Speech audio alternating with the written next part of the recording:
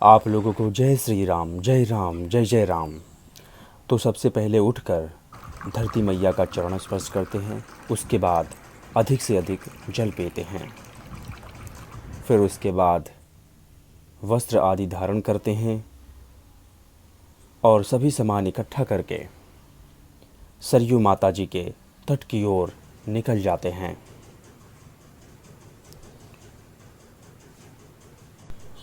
तो दूरी अधिक होने के कारण यह यात्रा लगभग 1 घंटा से अधिक चलती है।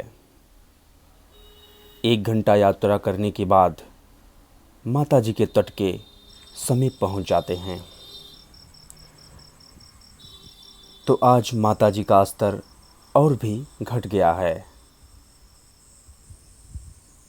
तो सबसे पहले भगवान जी को प्रणाम करते हैं। भगवान जी को प्रणाम करने के बाद स्नान के लिए प्रवेश कर जाते हैं।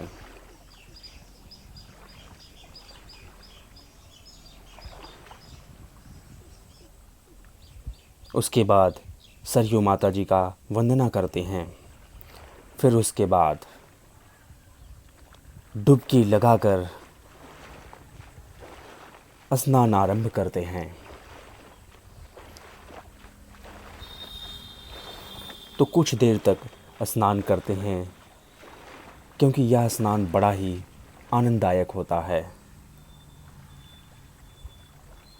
हर दिन यह आनंद हर किसी को लेना ही चाहिए। यही तो हमारी वैदिक संस्कृति है। स्नान पूर्ण करके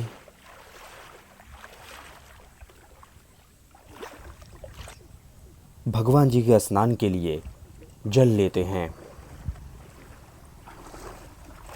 तो सबसे पहले भगवान विष्णु जी को स्नान करवाते हैं। फिर उसके बाद भगवान शिव जी को स्नान करवाते हैं। भगवान जी की कृपा से भक्ति साधना पूर्ण करके जब अपनी आंखें खोलते हैं तो इसी दिव्य दृश्य के दर्शन होते हैं। फिर उसके बाद आज मैया जी के तट पर ही प्राणायाम के आरंभ में वज्रासन में बैठ जाते हैं। फिर इसके बाद अनुलोम विलोम प्राणायाम करते हैं। फिर उसके बाद वीरासन में बैठ जाते हैं। वीरासन का हर दिन हमें अभ्यास करना चाहिए, क्योंकि वीरासन से हमारे वीर की रक्षा होती है, हमारे शरीर में शक्ति बढ़ती है। फिर उसके बाद कपाल भारती प्राणायाम करते हैं। फिर उसके बाद भ्रामरी प्राणायाम करते हैं।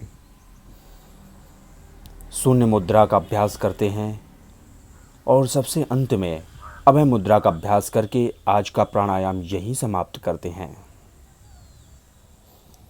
व्यायाम से पहले हर दिन की तरह अपने शरीर को थोड़ा ढीला करते हैं, क्योंकि इसके बाद अधिक से अधिक व्यायाम करना होता है, तो जिससे हमारे जोड़ों में या मांसपेशियों में खिंचाव आ सकता है। तो इसलिए तरह तरह से अपने शरीर को स्ट्रेच कर लेते हैं, जिससे व्यायाम करने में आसानी हो। तो इन सभी दिनचर्या का साझा करने का एक ही उद्देश्य है कि हम जो युवा पीढ़ी हैं, हम जगें, क्योंकि अगर हम नहीं जगेंगे तो हमारे ही कंधों पर हमारे भारत का भविष्य है। तो इसलिए हमारे कंधों का मजबूत होना अति आवश्यक है। तो इसलिए हर युवा पीढ़ी को एक अच्छी दिनचर्या का पालन करना चाहिए और अपने कंधे को मजबूत करना चाहिए। तो अपने शरीर की स्ट्रेचिंग यहीं पर समाप्त करते हैं। व्यायाम के आरंभ में साधारण सपाट लगाते हैं और यह सपाट 3 सेट में करते हैं। यही नहीं, हर कोई सपाट 3 सेट में करना होता है। फिर थोड़ा सा रेस्ट करते हैं। फिर उसके बाद सांसें भरते हैं और एक सांस में कुंभक सपाट लगाते हैं। इस सपाट से हमारा लंग्स बहुत मजबूत होता है। फिर थोड़ा सा रेस्ट करते हैं। उसके बाद हर दिन की तरह स्कैपुला पुशअप का अभ्यास करते हैं। आराम आराम से नीचे जाते हैं। फिर उसके बाद अपने पूरे बॉडी को स्ट्रेच करते हैं। इससे जो है हमारी शरीर, हमारी कमर, पूरी शरीर हमारी मजबूत हो जाती है। तो इस सपाट का नित्य अभ्यास करते हैं। फिर थोड़ा सा रेस्ट लेते हैं। फिर उसके बाद हिंदू सपाट का अभ्यास करते हैं। तो जैसा कि ध्यान रहे, हर सभी सपाट 3 सेट में ही करें, तभी इसके लाभ हमें मिल पाएंगे और हमारी शरीर मजबूत होगी। फिर थोड़ा सा आराम करते हैं, उसके बाद अपना वही मेढक सपाट, इसका हर दिन अभ्यास करते हैं। तो देखिए, हमको नाम नहीं पता है, इसलिए इसका नाम तो हम मेढक की सपाट रखे हैं। फिर उसके बाद अपने शरीर को पूरा स्ट्रेच करते हैं और इस सपाट को लगाते हैं।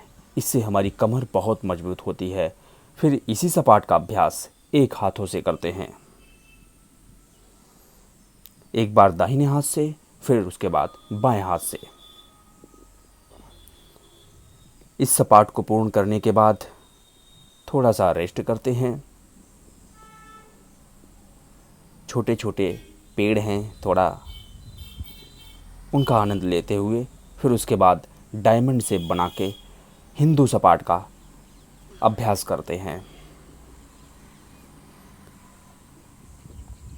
फिर उसके बाद स्पाइक सपाट का अभ्यास करते हैं, डायमंड से बनाते हैं, इसका नित्य अभ्यास करते हैं, जैसा कि आप लोग देख ही रहे होंगे। फिर उसके बाद मुष्टिका सपाट का अभ्यास करते हैं। फिर उसके बाद उंगली के ऊपर सपाट लगाते हैं। फिर उसके बाद डायमंड से बनाते हैं और डायमंड सपाट का अभ्यास करते हैं। यह सपाट पूर्ण करने के बाद फिर उसके बाद जितने भी शक्तिशाली सपाट हैं, नित्य उसका अभ्यास करते हैं। जैसे क्लैपिंग पुशअप हो गया, पहले इसका अभ्यास करते हैं। फिर उसके बाद इस सपाट का अभ्यास करते हैं। फिर उसके बाद फ्लाइंग पुशअप का अभ्यास करते हैं। उसके बाद अधिक से अधिक दंड लगाते हैं। दंड का अभ्यास तब करते हैं जब हमारी शरीर पूर्ण रूप से थक जाती है, तो उसके बाद 100 से अधिक दंड लगाते हैं। दंड लगाकर थोड़ा सा आराम करते हैं। फिर उसके बाद श्री हनुमान जी दंड लगाते हैं।